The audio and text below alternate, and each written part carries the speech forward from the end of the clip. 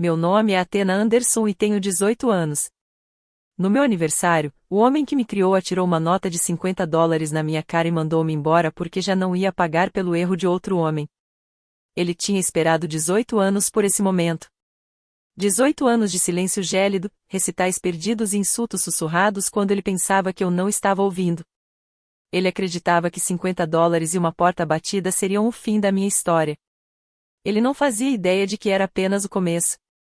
Antes de começarmos, por favor, reserve um momento para curtir e se inscrever, mas apenas se você realmente gostar desta história. Deixe um comentário e me diga de onde você está assistindo e que horas são aí. Adoro saber a opinião de vocês. Agora, deixe-me levá-lo de volta ao lugar onde tudo começou.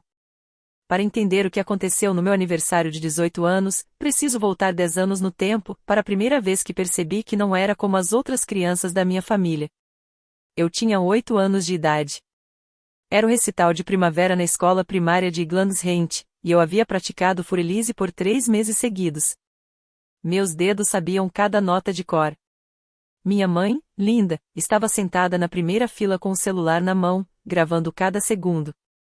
Ela usava seu vestido azul favorito, aquele que guardava para ocasiões especiais. O assento ao lado dela estava vazio.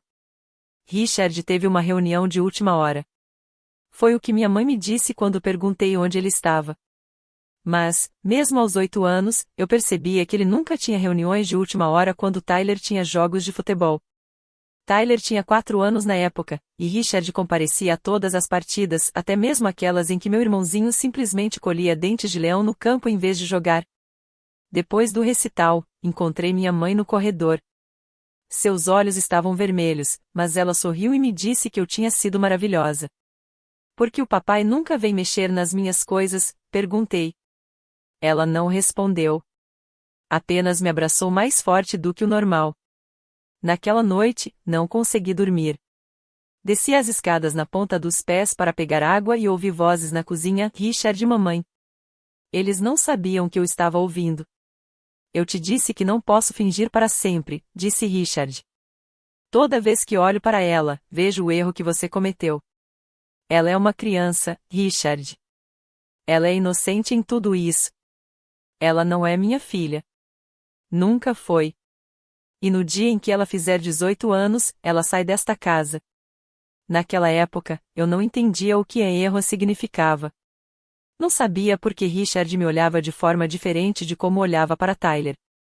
Mas uma coisa eu entendia claramente: qualquer que fosse o problema comigo, fazia minha mãe chorar. Voltei para a cama sem água e comecei a contar, não os dias até poder ir embora, mas os dias até entender por que eu nunca era suficiente. A diferença entre Tyler e eu não era apenas emocional. Era financeira. E quando eu tinha 16 anos, eu tinha os recibos para provar isso. Era setembro do meu penúltimo ano do ensino médio. Estava para vencer a inscrição no SAT e eu precisava de $200, $150 para a prova e $50 para livros preparatórios. Abordei Richard em seu escritório em casa, onde ele estava analisando planilhas da Mercer Olovai Properties, a empresa de imóveis comerciais onde atuava como vice-presidente de desenvolvimento de negócios. Preciso de dinheiro para o SAT, eu disse, sem rodeios. Eu havia aprendido anos atrás que Richard preferia eficiência a gentilezas. Ele não levantou o olhar. Arranje um emprego. O prazo de inscrição é daqui a 2 semanas. Não tenho tempo. O Tyler precisa de chuteiras novas. As boas custam $350. Não posso ficar gastando dinheiro com todo mundo. $350 por chuteiras para um garoto de 14 anos que as usaria por apenas 6 meses. Mas $200 para o meu exame de admissão à faculdade era jogar dinheiro fora. Consegui um emprego em uma cafeteria chamada Brodavakenin, a 3 quarteirões da escola. Salário mínimo, 15 horas por semana. Levei 3 meses para juntar dinheiro suficiente para o SAT e para os livros e ainda pagar minha conta de celular, porque o Richard me tirou do plano familiar quando fiz 15 anos. Enquanto isso, Tyler ganhava um iPhone novo todo mês de setembro, o modelo mais recente. Sem perguntas. Quando meus resultados do SAT saíram 1480, percentil 96, deixei o relatório no balcão da cozinha, onde todos podiam vê-lo. Ninguém mencionou isso. Nem Richard. Nem Karen, sua segunda esposa. Nem mesmo Tyler, que provavelmente não entendeu o que os números significavam. Mamãe teria ficado orgulhosa. Ela já havia falecido há 4 anos, vítima de câncer de mama quando eu tinha 12 anos. Mas gosto de pensar que ela estava me observando de alguma forma. Depois disso, nunca mais pedi dinheiro ao Richard. Se eu tivesse que construir meu futuro sozinha, eu o faria. Mas eu também mantinha um registro de cada disparidade, cada pequena ofensa, cada dólar que ia para Tyler em vez de para mim. Eu não sabia na época, mas esse registro se tornaria importante mais tarde. Minha mãe faleceu numa terça-feira de novembro. Ela tinha 41 anos. Eu tinha 12.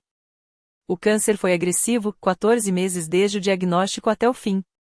Passei a maior parte daquele ano sentada ao lado de sua cama de hospital, lendo em voz alta seus livros favoritos enquanto as máquinas emitiam seus bips em ritmo constante. 3 dias antes de falecer, minha mãe pediu às enfermeiras que nos dessem privacidade. Ela estava fraca, sua voz quase um sussurro, mas seu aperto na minha mão era surpreendentemente forte. Tem uma carta, disse ela. Na minha caixa de joias, aquela com rosas na tampa. Eu conhecia a caixa. Ela ficava em sua cômoda, cheia de peças que ela nunca mais usava, um colar de pérolas da mãe, uma pulseira de prata da sua formatura na faculdade. Não abra isso antes dos 16 anos, ela continuou. Prometa-me, Athena. 16. Por que 16? Porque você terá idade suficiente para entender e força suficiente para lidar com isso. Eu prometi. Não sabia exatamente a que estava prometendo, mas teria concordado com qualquer coisa que ela pedisse. Ela morreu 3 dias depois, comigo segurando sua mão e Richard parado na porta, olhando para o relógio. 11 meses após o funeral, Richard casou-se com Karen. Ela era uma corretora de imóveis que ele conhecera em um evento da empresa, loira, elegante e ansiosa para desempenhar o papel de Sra. Mercer.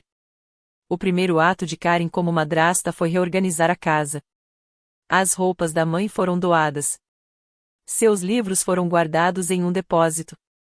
Seu porta-joias quase foi parar no sótão. Mas eu a peguei primeiro.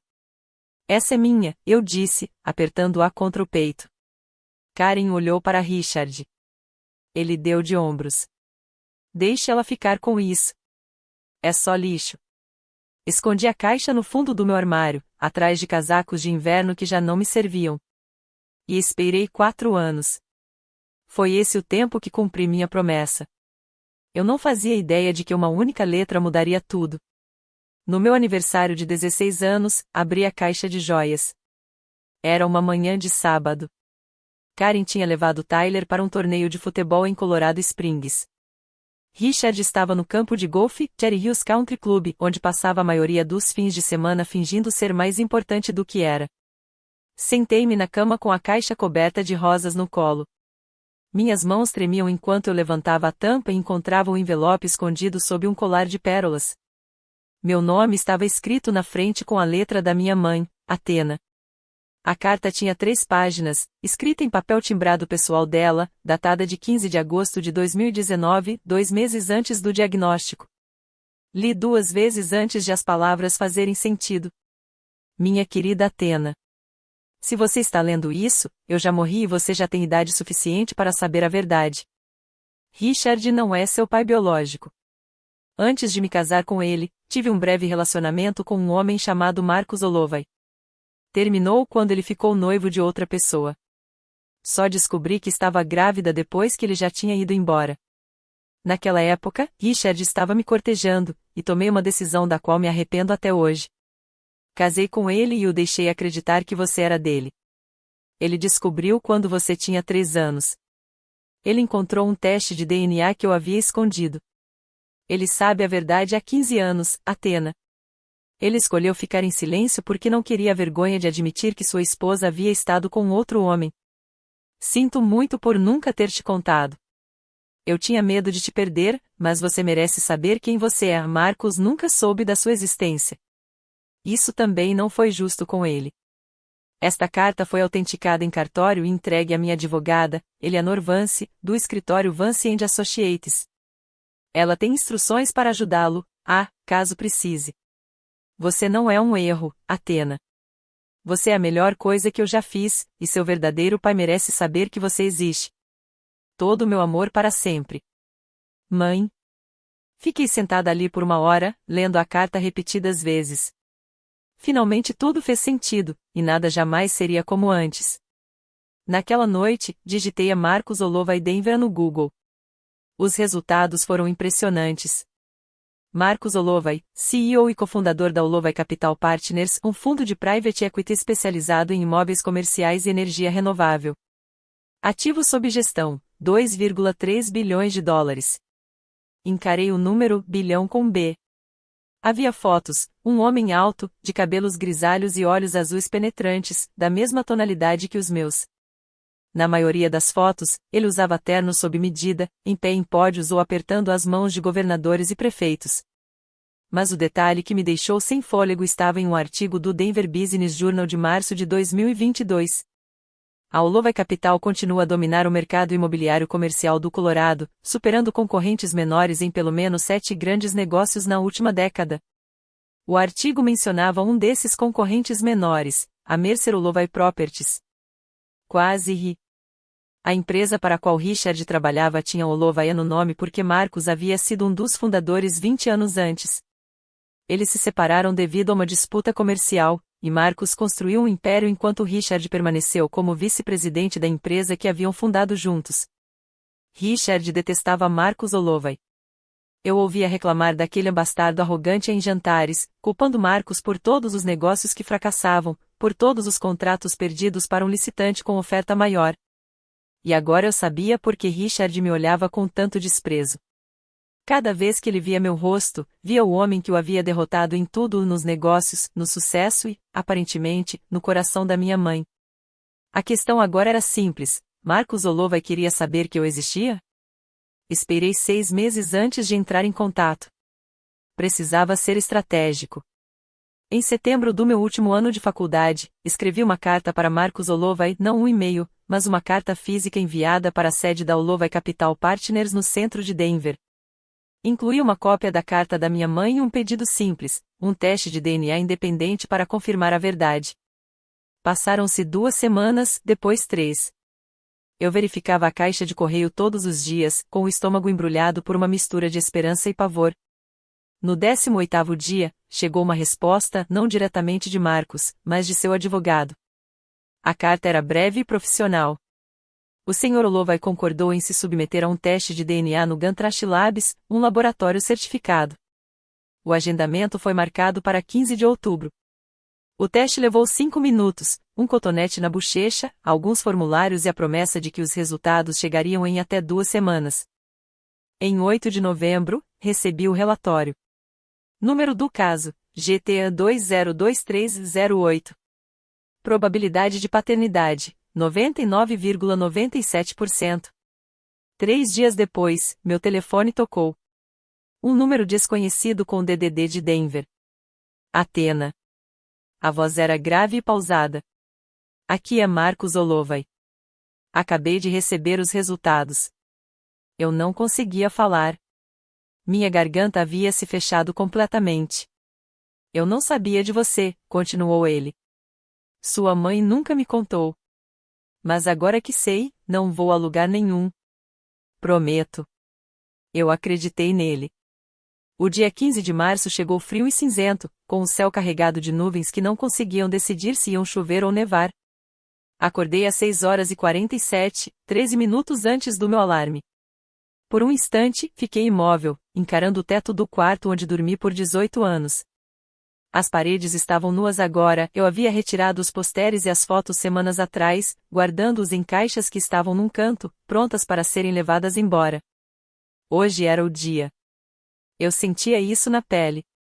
Tomei um banho, vesti calças jeans e um suéter azul marinho e desci as escadas. A cozinha cheirava a café e torradas. Karen estava em pé no balcão, mexendo no celular. Tyler estava sentado à mesa, comendo cereal enquanto assistia algo no iPad. Nenhum dos dois olhou para cima quando entrei. Sem feliz aniversário, sem cartão, sem bolo. Eu não esperava nada disso, mas a ausência ainda doeu. Richard estava sentado na cabeceira da mesa lendo o Denver Post. Ele também não me cumprimentou, mas notei que seu maxilar estava tenso e seus ombros rígidos. Ele esperava por esse dia há anos.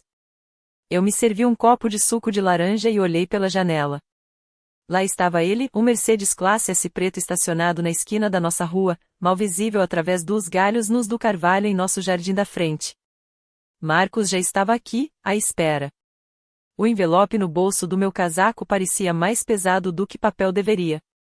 Dentro estavam os resultados do teste de DNA, uma cópia da carta da minha mãe e uma fotografia minha e do Marcos tirada 2 meses antes em uma cafeteria no centro da cidade, a primeira vez que nos encontramos pessoalmente. Respirei fundo. Acontecia o que acontecesse a seguir, eu estava pronto. Richard dobrou o jornal e olhou para mim pela primeira vez naquela manhã. Precisamos conversar, disse ele. Richard enfiou a mão na carteira e tirou uma nota de $50. Ele não me entregou. Jogou-a fora. A conta caiu na mesa à minha frente, ao lado do meu suco de laranja intocado. Você tem 18 anos agora, disse ele. Acabou para mim. Encarei os $50. O rosto de Ulysses Grant me encarava, indiferente. Com licença. Você me ouviu. A voz de Richard era monótona, ensaiada. Ele vinha praticando esse discurso. Eu cumpri minha obrigação legal. Você é adulto. Saia daqui. Karen largou o celular. Richard, talvez devêssemos. Ele nem sequer olhou para ela. Seus olhos estavam fixos nos meus, repletos de 18 anos de ressentimento. Eu sei disso desde que você tinha 3 anos. Você não é minha filha. Nunca foi. Eu só a mantive por perto porque sua mãe implorou e porque eu não queria que as pessoas fizessem perguntas. Tyler finalmente ergueu os olhos do iPad. Sua boca estava aberta, o cereal esquecido. Mas Linda já se foi, continuou Richard. E eu não vou mais pagar pelo erro de outro homem. O erro de outro homem. As mesmas palavras que eu ouvirá quando tinha 8 anos.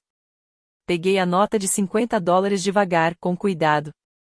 Não queria que Richard visse minhas mãos tremendo. Você acha que isso é um insulto? Eu disse. É mais do que você merece. Quase sorri. Quase. Eu sei, eu disse. Eu sei disso há 2 anos. A expressão de Richard oscilou, confusão, depois suspeita. Meti a mão no bolso do meu casaco e tirei o envelope.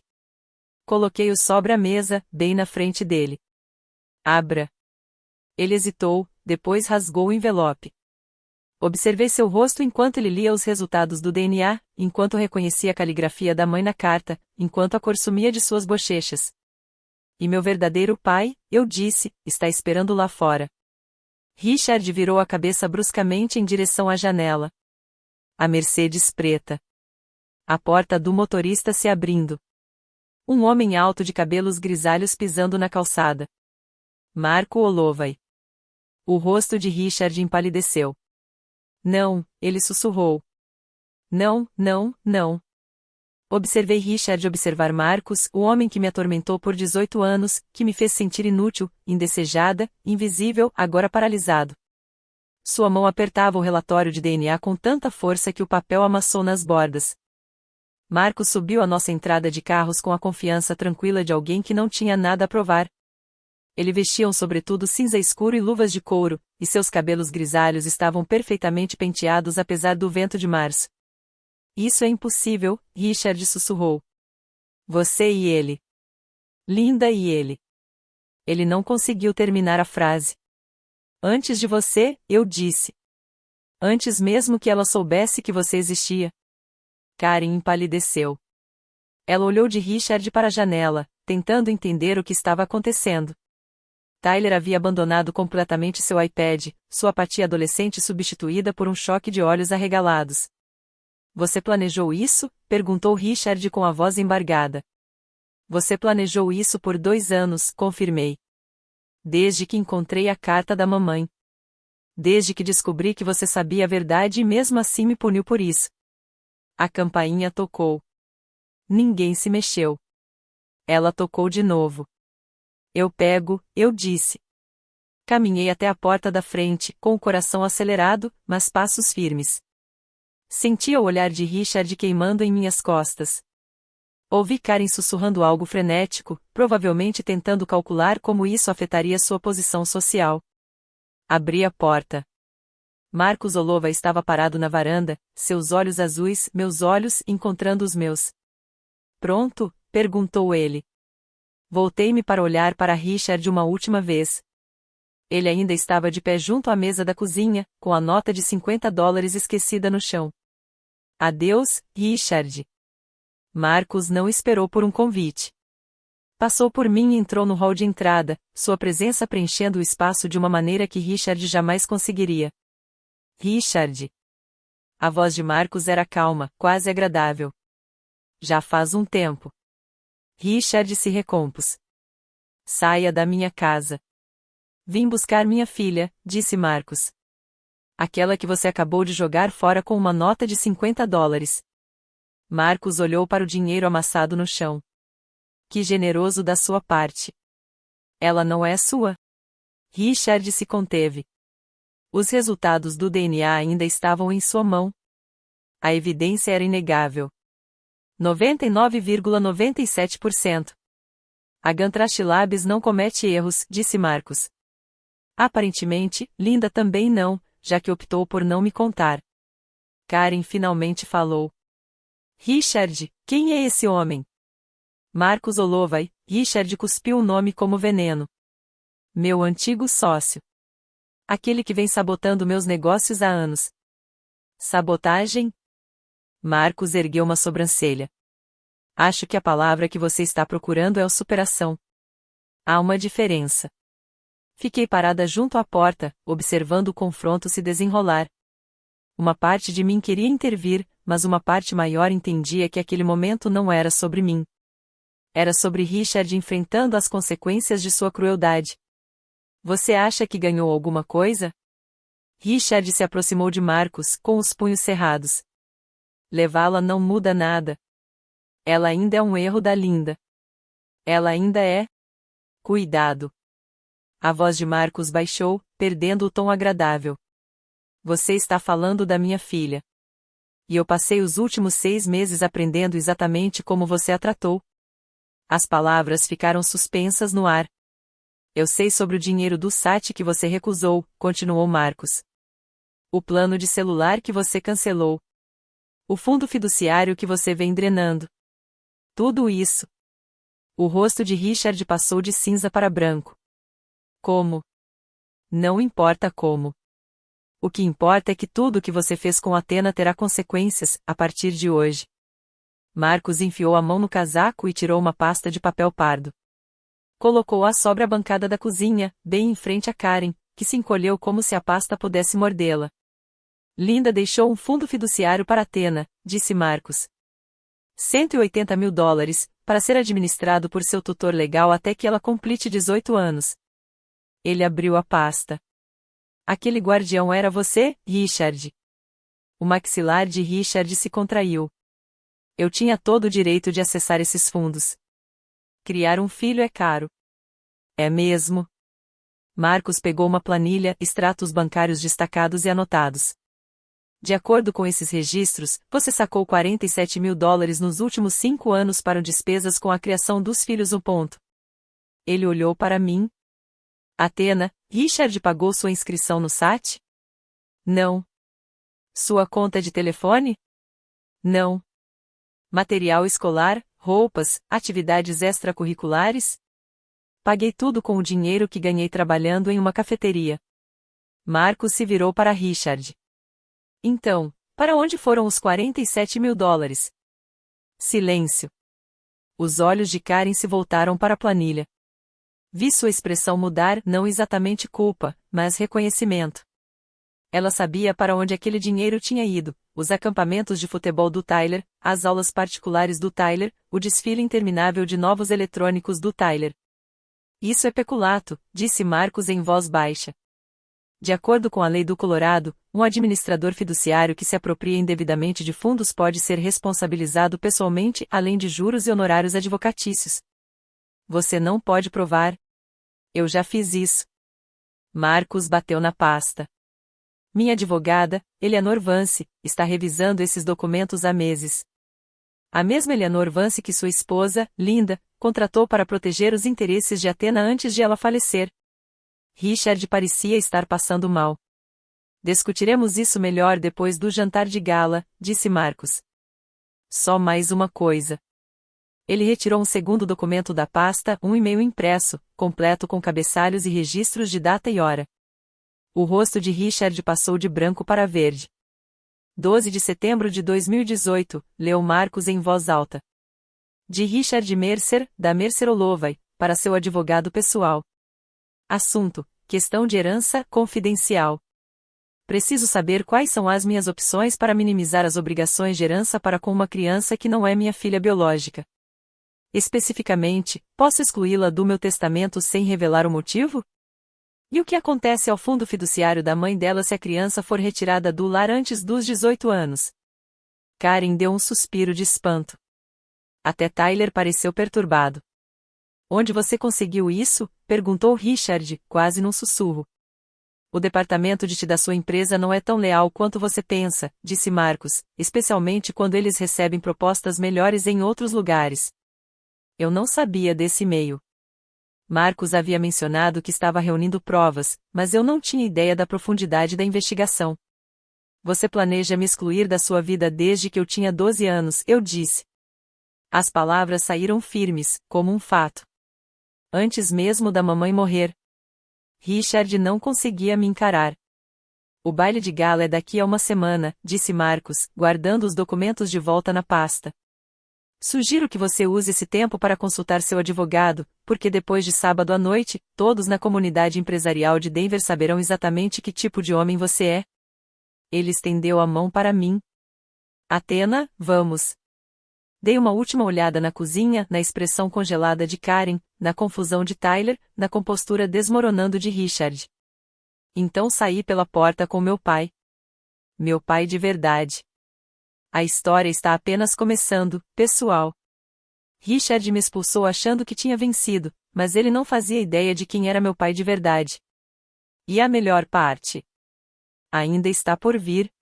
Em uma semana, todos aqueles que Richard passou a vida inteira tentando impressionar descobrirão a verdade sobre ele. Se você quer ver o que acontece nessa gala, curta e se inscreva agora mesmo. Confie em mim, você não vai querer perder isso. Eu devia ter imaginado que Richard não sairia de cena sem lutar. Na semana seguinte ao meu aniversário, mudei-me para um apartamento de hóspedes no prédio do Marcus, no centro da cidade, um arranha-céu elegante com janelas do chão ao teto com vista para a cidade. Era temporário, apenas até eu começar a faculdade no outono, mas parecia um planeta completamente diferente da casa em Glandshent. Nos primeiros dias, permiti-me respirar. Desempacotei minhas caixas. Explorei o bairro. Jantei com Marcus 2 vezes, conversas estranhas, mas genuínas, nas quais tentamos preencher 18 anos de silêncio. Então os ataques começaram. Na terça-feira, 18 de março, recebi um telefonema da diretora da minha escola. Richard havia entrado em contato com ela, alegando que eu era emocionalmente instável e estava inventando histórias sobre minha família. Ele sugeriu que eu talvez precisasse de uma avaliação psicológica antes da formatura. Felizmente, o diretor me conhecia bem o suficiente para ser cético, mas a ligação me abalou. Na quinta-feira, chegou um e-mail do escritório de admissões da Universidade do Colorado em Boulder.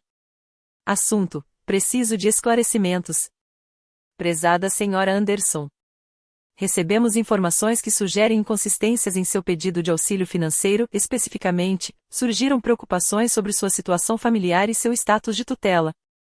Entre em contato com o nosso escritório para agendar uma reunião antes que sua matrícula possa ser finalizada.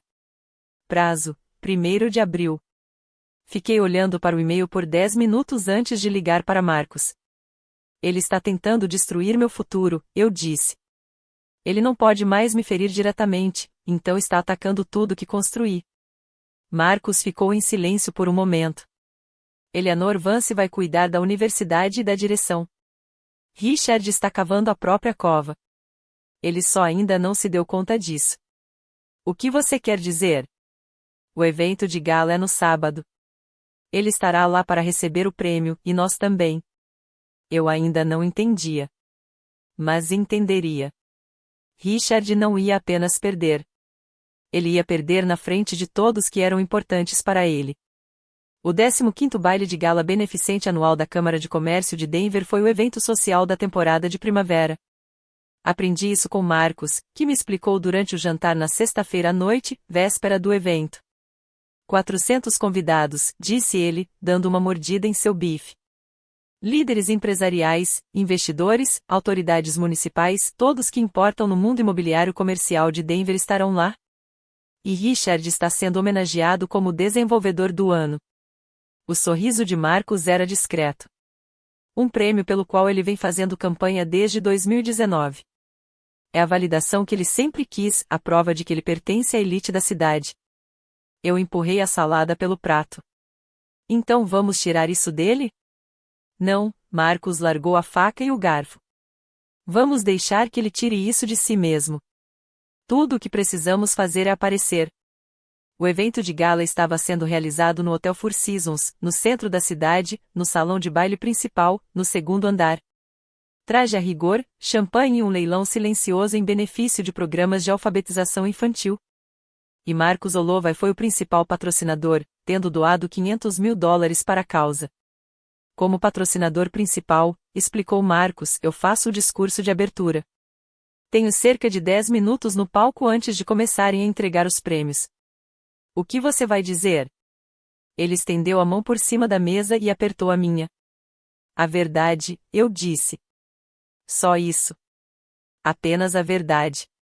Pensei em Richard, provavelmente em casa agora, ensaiando seu discurso de agradecimento, praticando seu sorriso humilde no espelho, imaginando os aplausos, os apertos de mão, as fotos que apareceriam no Denver Business Journal. Ele não fazia ideia do que estava por vir. O que devo vestir? Perguntei. Marcos sorriu, um sorriso verdadeiro desta vez, caloroso e paternal. Enviei uma encomenda para o seu apartamento esta tarde. Considere-a um presente de aniversário. Sábado, 22 de março, 19h30. O vestido azul marinho ficou perfeito.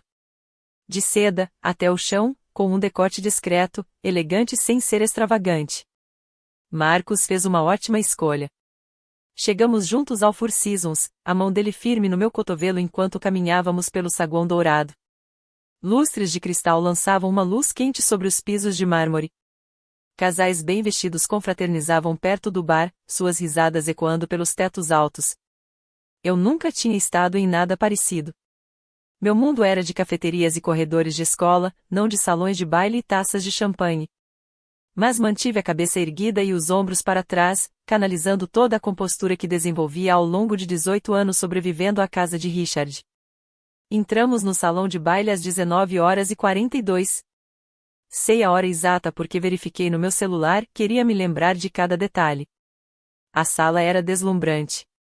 Mesas redondas cobertas com toalhas de linho branco, arranjos de rosas brancas e eucalipto, um palco ao fundo com um pódio e um telão enorme exibindo o logotipo da Câmara de Comércio. E ali, perto do bar, estava Richard. Ele usava um smoking que provavelmente custava mais do que todo o meu guarda-roupa. Karen estava ao lado dele, de vestido vermelho, rindo de algo que um dos investidores havia dito. Richard segurava uma taça de champanhe, gesticulando amplamente enquanto contava alguma história sobre um negócio recente. Então ele me viu. A taça de champanhe parou a meio caminho dos seus lábios. Os seus olhos percorreram o meu rosto, depois voltaram a olhar para mim. Vi, em tempo real, a cor sumir-lhe das bochechas. Ele se desculpou com o grupo e caminhou em nossa direção, com uma expressão assassina. Que diabos você está fazendo aqui? Eu fui convidado, disse calmamente. Meu pai é o principal patrocinador. Várias cabeças se viraram ao ouvir a palavra pai. Telefones apareceram nas mãos de algumas pessoas. Alguém sussurrou algo. O maxilar de Richard se contraiu com tanta força que pensei que seus dentes fossem quebrar. Richard nunca foi bom em controlar seu temperamento, especialmente depois de algumas bebidas. Seu pai? Ele riu, um som áspero e desagradável. Marcus Olovai não é seu pai. Ele é um vigarista que está usando você para chegar até mim. As pessoas ao nosso redor pararam de fingir que não estavam ouvindo. Um círculo estava se formando, atraído pela promessa de drama. Richard. Karen apareceu ao seu lado, com um rosto tenso de alarme. Não aqui, por favor. Ele a afastou bruscamente. Não. Todos precisam saber o que está acontecendo aqui. Ele apontou para mim, o dedo tremendo de raiva. Essa garota não é minha filha. Ela é fruto do caso da minha falecida esposa. Uma bastarda que fui obrigado a criar por 18 anos. Suspiros. Murmúrios. Vi pelo menos 3 celulares serem erguidos, com as câmeras apontadas em nossa direção. Eu lhe dei um teto sobre a cabeça, continuou Richard, elevando a voz. Eu a alimentei. Eu a vesti. E é assim que ela me retribui? Aparecendo aqui com ele? Eu não respondi. Não precisava. Richard estava fazendo todo o trabalho sozinho. Ela é uma mentirosa e manipuladora, assim como a mãe dela. Linda me enganou por anos. E agora a filha dela está tentando fazer a mesma coisa. Não acreditem em uma palavra do que ela diz. O salão de baile ficou em silêncio. Até o quarteto de cordas parou de tocar. Senti a mão de Marcos no meu ombro, firme, reconfortante. Você já terminou? Perguntei a Richard. Seu rosto estava vermelho agora, as veias visíveis em suas têmporas.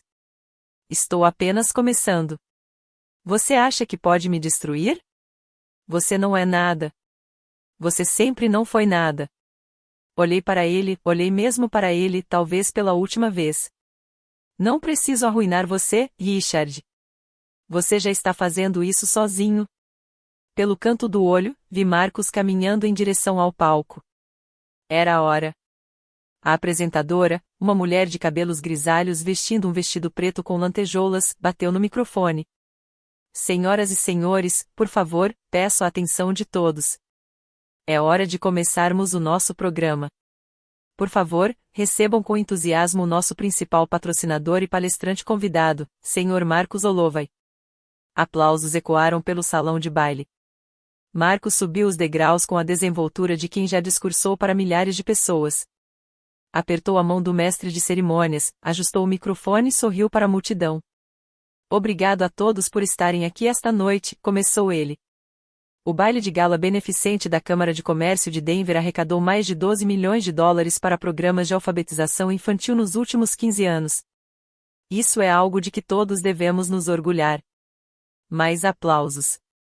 Richard havia retornado à sua mesa, o rosto ainda corado, enquanto Karen sussurrava algo urgente em seu ouvido. Esta noite quero falar sobre algo pessoal, continuou Marcos. Sobre família. Sobre as escolhas que fazemos e as consequências que se seguem. Uma onda de curiosidade percorreu a multidão. Este não era um discurso típico de patrocinador. 20 anos atrás, fiz uma escolha da qual me arrependo até hoje. Abandonei alguém por quem tinha carinho porque achei que tinha opções melhores. Eu não sabia, na época, que ela estava grávida do meu filho. Os sussurros se intensificaram. As cabeças se viraram, buscando entender o contexto. Há 6 meses, recebi uma carta de uma jovem notável. Ela passou 2 anos pesquisando sua própria história, reunindo provas, construindo um caso, não por vingança, mas pela verdade, pelo direito de saber de onde veio. Marcos olhou diretamente para mim. Essa jovem está aqui esta noite, e eu gostaria de apresentá-la a vocês não como um segredo, não como um escândalo, mas como minha filha. Ele estendeu a mão em minha direção. Athena, você gostaria de se juntar a mim no palco? A caminhada até o palco pareceu durar 1 hora. 400 rostos me observavam atravessar o salão de baile. 400 pares de olhos acompanhavam cada passo meu. Ouvi sussurros, a filha de Olovai. Quem é ela? Ele disse 18 anos?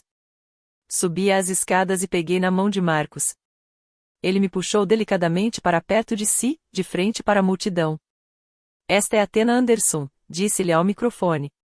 Ou, como espero que ela me permita chamá-la algum dia, Athena Olovai, minha filha. Os aplausos começaram devagar, mas foram aumentando gradativamente. Nem todos aplaudiram, alguns estavam atonitos demais, outros ocupados demais processando a informação, mas o número de aplausos foi suficiente para que o som preenchesse a sala. Athena passou 18 anos em uma casa que não a queria, continuou Marcos. Disseram a ela que ela era um erro. Negaram-lhe o apoio básico, enquanto seu meio-irmão recebia tudo. Ela pagou sua própria inscrição no SAT trabalhando em uma cafeteria porque o homem que deveria ser seu tutor se recusou a lhe dar $200. Via a mesa de Richard. Seu rosto estava pálido como a noite. Karen tinha a mão sobre a boca. Os outros convidados à mesa se afastavam, como se a desgraça de Richard pudesse ser contagiosa. Apesar de tudo isso, disse Marcos, Athena se formou com média de 3,9.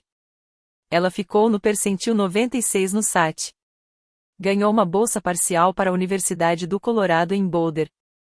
Ela fez tudo isso sozinha, sem ajuda, sem apoio, sem que ninguém lhe dissesse que ela era capaz.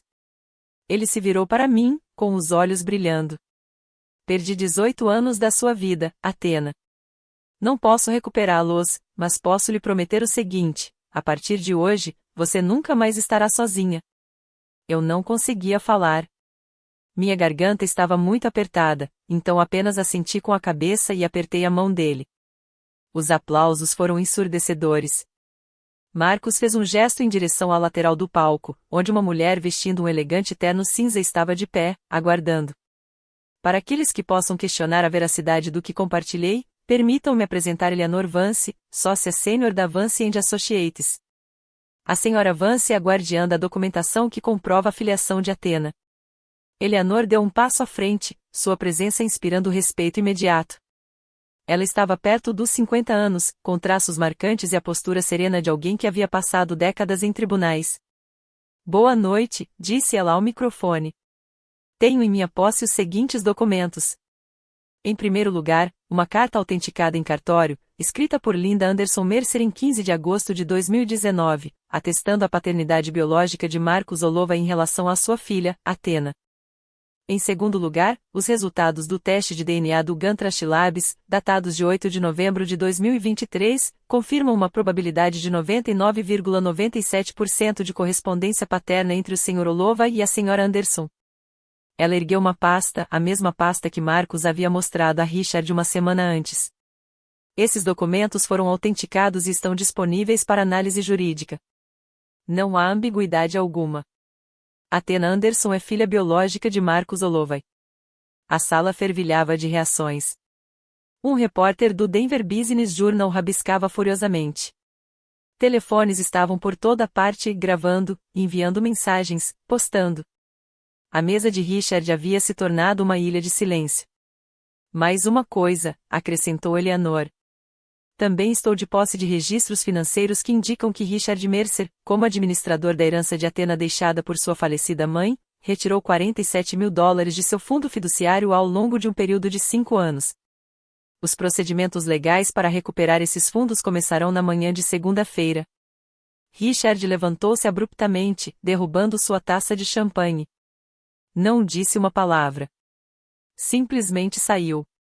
Ele não foi muito longe.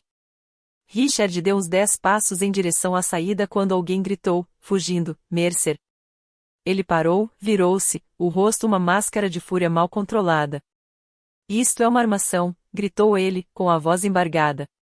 O Marcos está tentando me destruir há 20 anos. Ele está usando aquela garota para terminar o serviço. A multidão se remexeu desconfortavelmente.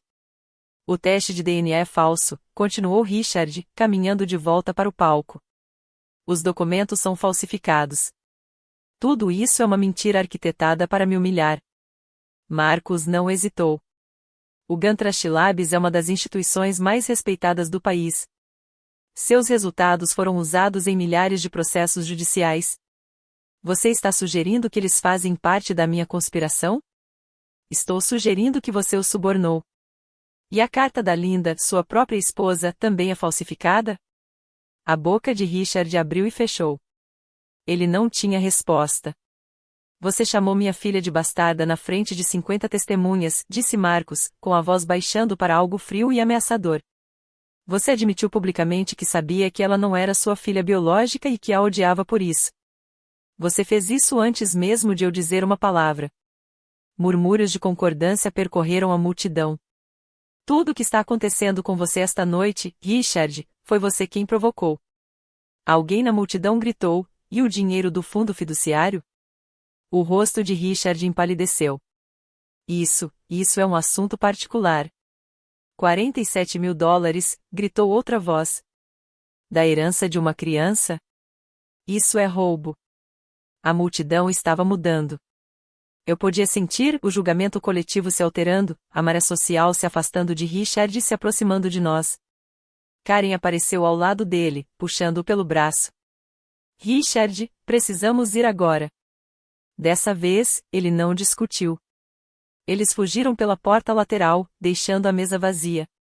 Na segunda-feira seguinte ao baile de gala, Eleanor Vance entrou com uma ação judicial no Tribunal do Condado de Denver. Número do processo: 2024CV0892. Autora: Athena Anderson. Réu: Richard Mercer. A queixa era simples: quebra de dever fiduciário, apropriação indébita de fundos fiduciários e falha na gestão adequada de ativos mantidos em benefício de um menor. Buscávamos a recuperação integral dos 47 mil dólares que Richard havia sacado, acrescidos de juros de 8% ao ano, além dos honorários advocatícios. As provas são esmagadoras, disse-me Eleanor durante nossa reunião naquela tarde. Seu escritório ficava no 17º andar de um arranha-céu no centro da cidade, com vista para as montanhas a oeste. Extratos bancários, comprovantes de saques, autorizações assinadas, tudo em nome de Richard. E temos seu depoimento sobre o que você realmente recebeu: nada. O que acontece agora? Richard tem 30 dias para responder. Ele pode chegar a um acordo ou pode contestar a decisão. Mas contestar significa obter provas, e obter provas significa que teremos acesso a todos os seus registros financeiros. Ela sorriu levemente. Acho que ele não quer isso. Pensei no e-mail que Marcos me mostrou, aquele em que Richard perguntava ao advogado dele sobre me excluir do testamento. Se aquele e-mail existia, o que mais estaria escondido nos arquivos dele? Há mais uma coisa, continuou Eleanor. A situação com a universidade foi resolvida. Conversei com o departamento de admissões esta manhã. Eles analisaram as preocupações levantadas por Richard e as consideraram infundadas. Sua matrícula está confirmada. Um alívio me invadiu. Obrigado. Não me agradeça. Agradeça a si mesmo. Você construiu uma reputação impecável apesar de tudo estar contra você. As acusações de Richard só o fizeram parecer mesquinho e vingativo. Saí do escritório de Eleanor me sentindo mais leve do que em anos. O processo legal levaria tempo, meses, provavelmente, mas o resultado já não era incerto. Richard passou 18 anos me fazendo sentir impotente. Isso tinha acabado. O advogado de Richard ligou para Eleanor no dia 10 de abril, 3 semanas após a abertura do processo. Eles querem chegar a um acordo, Eleanor me disse por telefone. O pagamento integral dos 47 mil dólares, mais 8.500 dólares de juros acumulados, mais nossos honorários advocatícios, 12 mil dólares. Eles também concordaram em transferir imediatamente o saldo restante do fundo fiduciário da sua mãe. Fiz as contas de cabeça. Isso dava mais de 200 mil dólares no total, 200.500 dólares para ser preciso. E eles não estavam contestando nada. Sem fase de instrução, sem depoimentos, sem julgamento. Por quê? Porque Richard não pode suportar o escrutínio. O evento de gala foi um desastre para ele, tanto profissional quanto pessoalmente. Seus sócios na Mercerolova têm se distanciado dele desde então. Uma longa batalha judicial só pioraria as coisas. O acordo foi assinado em 15 de abril, exatamente um mês depois do meu aniversário de 18 anos. Eu não compareci à assinatura. Não precisava ver a cara do Richard enquanto ele escrevia o cheque. Não precisava do pedido de desculpas dele, que, segundo Eleanor, ele nem chegou a fazer. O que eu precisava era de um desfecho, e foi isso que eu consegui. O dinheiro foi depositado na minha conta 3 dias depois. Fiquei olhando para o saldo na tela do meu celular por um longo tempo, 200.500 dólares. Na verdade, não se tratava de dinheiro. Tratava-se de ser vista, de ser reconhecida, de ouvir, finalmente, que o que me aconteceu estava errado. Richard passou 18 anos me tratando como se eu não valesse nada. Agora ele havia pago, literalmente, por esse erro. Marcos me levou para jantar na noite em que o dinheiro do acordo chegou, um restaurante italiano tranquilo em lodo, o tipo de lugar com toalhas de mesa brancas e velas tremeluzindo em garrafas de vinho. Quero pagar sua faculdade, disse-lhe depois que fizemos o pedido. Tudo. Mensalidade, moradia, livros, tudo. Coloquei meu copo d'água sobre a mesa. Agradeço, mas não. Ele pareceu surpreso. Por que não? Porque passei 18 anos provando que não preciso de ninguém. Não vou começar a depender de alguém agora. Até você, Athena. Eu sou seu pai. Não é dependência. É família. Eu sei. Estendi a mão por cima da mesa e toquei a dele. E sou grata por você estar na minha vida, mas preciso fazer isso sozinha.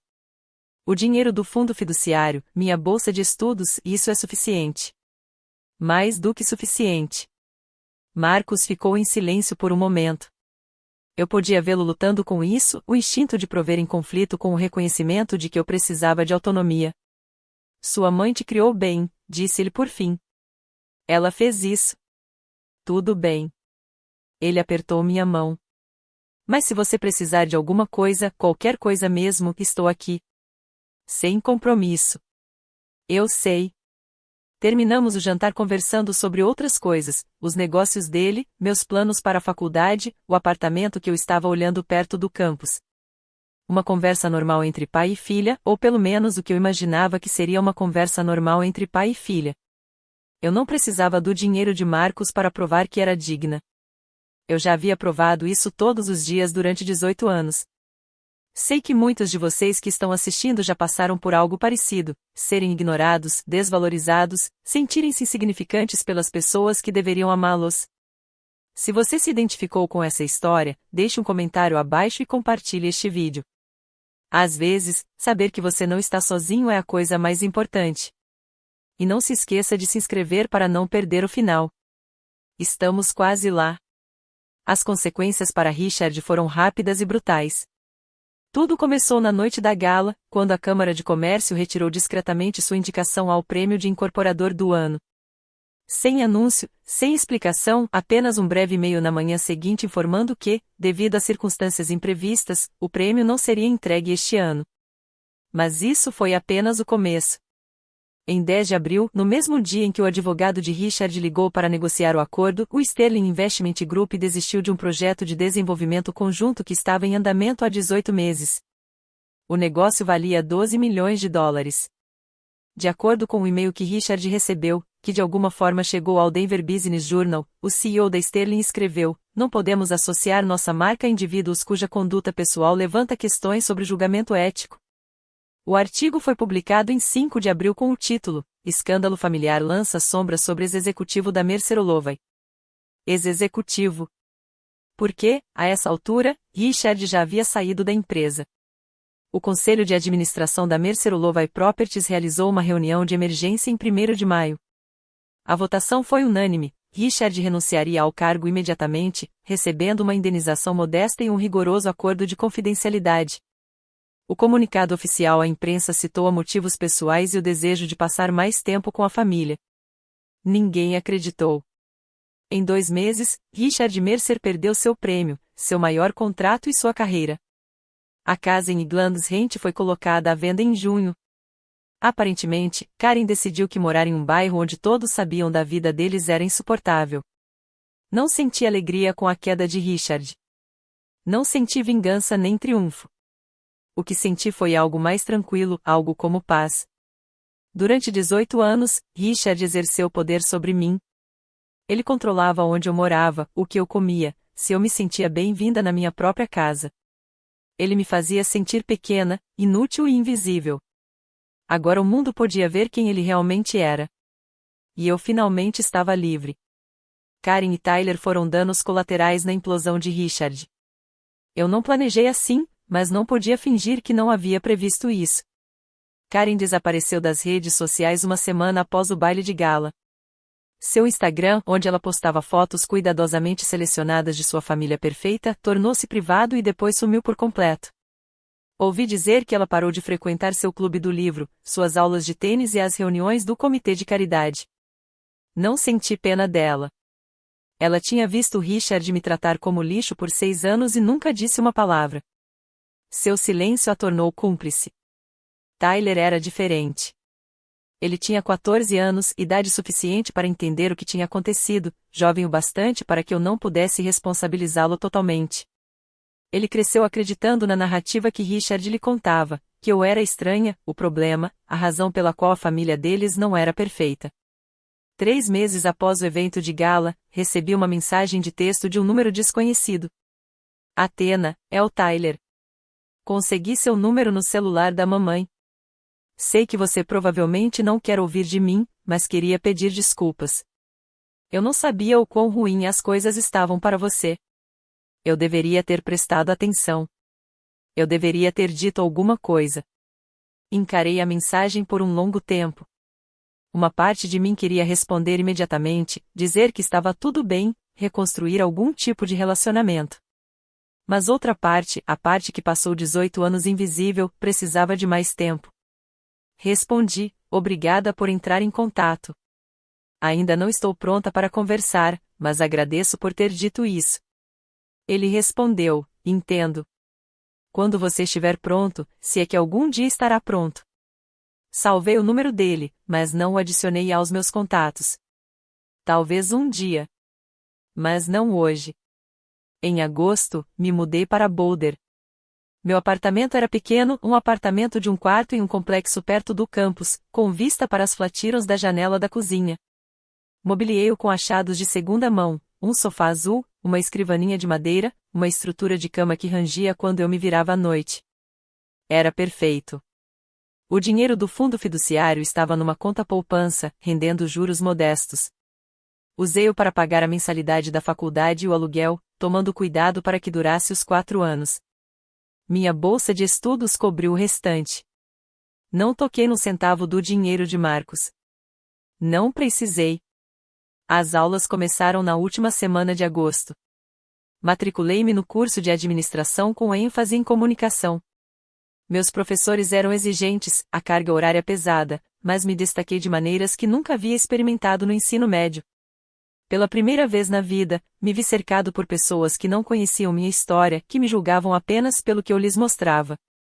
Consegui um emprego de meio período em uma pequena imobiliária no centro da cidade, não era a empresa do Marcos, nem tinha nenhuma ligação com o Richard, apenas uma agência local que precisava de alguém para atender o telefone e organizar arquivos. O salário era modesto, mas a experiência foi inestimável. Marcos vinha me visitar uma vez por mês, sempre aos domingos. Tomávamos brunch num café na Pearl Street, conversando sobre as aulas, o trabalho e o lento processo de nos conhecermos melhor. Ele nunca pressionou. Nunca tentou comprar meu afeto. Ele simplesmente aparecia sempre, como um pai deve fazer. Em outubro, eu já tinha feito amigos. Em novembro, comecei a namorar um cara da minha aula de economia, Jake, um nativo do Colorado com um riso fácil e que não fazia a menor ideia do meu passado complicado. Não contei a ele sobre Richard, nem sobre o baile de gala, nem sobre o processo. Ainda não. Essa história pertencia ao meu passado, e eu estava construindo algo novo. Pela primeira vez em 18 anos, acordei todas as manhãs sem medo. Acordei com esperança. 6 meses após o baile de gala, Richard me enviou um e-mail. Quase o apaguei sem ler. O nome dele na minha caixa de entrada parecia uma violação, uma lembrança de tudo que eu havia me esforçado para deixar para trás. Mas a curiosidade falou mais alto. Athena, eu sei que não tenho o direito de entrar em contato com você, mas tive tempo para pensar sobre o que aconteceu e percebo que lhe devo uma explicação, talvez até um pedido de desculpas. Gostaria de conversar, se você estiver disposta. Richard. Senhor querido. Senhor sinceramente. Nenhum reconhecimento do dano específico que ele havia causado. Apenas um vago gesto de reconciliação, como se 18 anos de crueldade pudessem ser apagados com um único e-mail. Não respondi diretamente. Em vez disso, liguei para Eleanor Vance. Quero enviar-lhe uma mensagem através do seu gabinete, disse eu. Algo oficial. Algo definitivo. Ela entendeu imediatamente. A carta foi enviada 3 dias depois em papel timbrado da Vance & Associates. Senhor Mercer. A senhora Anderson recebeu sua comunicação datada de 22 de setembro. Ela me pediu para transmitir a seguinte resposta. Você teve 18 anos para me tratar com um mínimo de decência humana. Você escolheu não fazê-lo. Você sabia a verdade sobre minha origem e a usou como justificativa para negligência e abuso emocional. Você roubou parte da minha herança. Você tentou sabotar minha educação e meu futuro. Não estou interessado em suas explicações nem em seus pedidos de desculpas. Não desejo ter mais nenhum contato com você. Isso não é vingança. É um limite. Por favor, não tente me contatar novamente. Athena Anderson. Richard nunca respondeu. Não sei se ele estava zangado, magoado ou aliviado. Para mim, tanto fazia. Algumas pessoas merecem uma segunda chance. Richard não foi uma delas. Perdoar não significa deixar alguém voltar para sua vida para te machucar novamente. Às vezes, perdoar significa simplesmente deixar ir e seguir em frente. Construir um relacionamento com Marcos foi como aprender uma nova língua.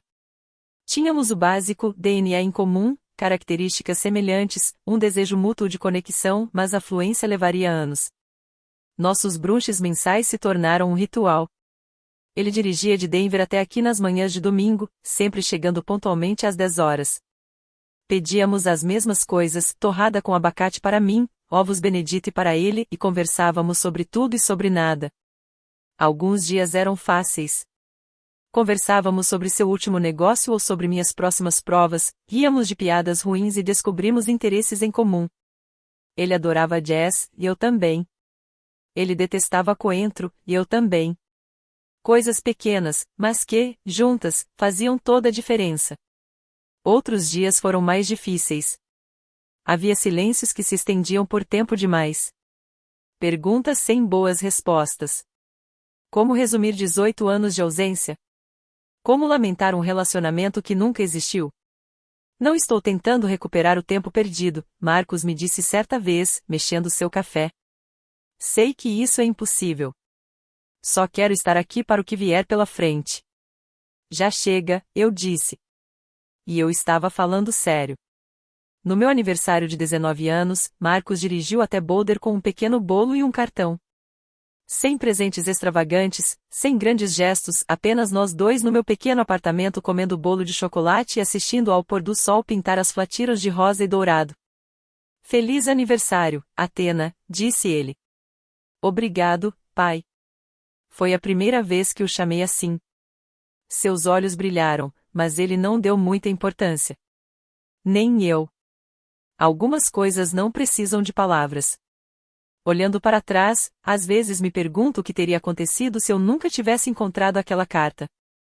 Se eu nunca tivesse entrado em contato com Marcos.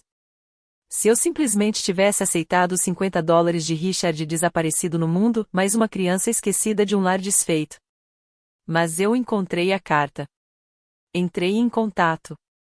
E tudo mudou. Eis o que aprendi em 18 anos de invisibilidade. Primeiro, seu valor não é determinado por como os outros te tratam. Richard me via como um erro, um fardo, uma lembrança da traição de sua esposa, mas a percepção dele nunca foi a minha realidade. Eu sempre fui mais do que ele via. Em segundo lugar, estabelecer limites não é egoísmo. É essencial. Cortar o Richard da minha vida não foi vingança. Foi autopreservação. Não devo a ninguém o direito à minha paz. Em terceiro lugar, família não é só sangue. São as pessoas que estão presentes, que te escolhem, que te amam incondicionalmente. Marcos e eu compartilhamos o mesmo DNA, mas o que o torna meu pai é o esforço que ele dedica todos os dias. Agora estou no segundo ano da faculdade, estudando administração e sonhando em abrir minha própria imobiliária um dia, não para competir com o Richard ou o Marcos, mas apenas para provar a mim mesmo que consigo construir algo do zero. Porque é isso que sempre fiz. Se você está assistindo a isso e já se sentiu ignorado, desvalorizado ou invisível, eu entendo você. Sua história não acabou. As pessoas que te rejeitaram não têm o direito de escrever o seu final. Esse direito é seu. Obrigado por ter ficado até o final da minha história. Agora, quero perguntar a vocês, se estivessem no meu lugar, teriam respondido ao e-mail do Richard? Comentem e sim se teriam dado uma chance a ele, ou a não se concordarem com a minha decisão. E, por favor, inscreva-se e ative o sino de notificações para não perder a próxima história. Vejo vocês na próxima. Cuidem-se.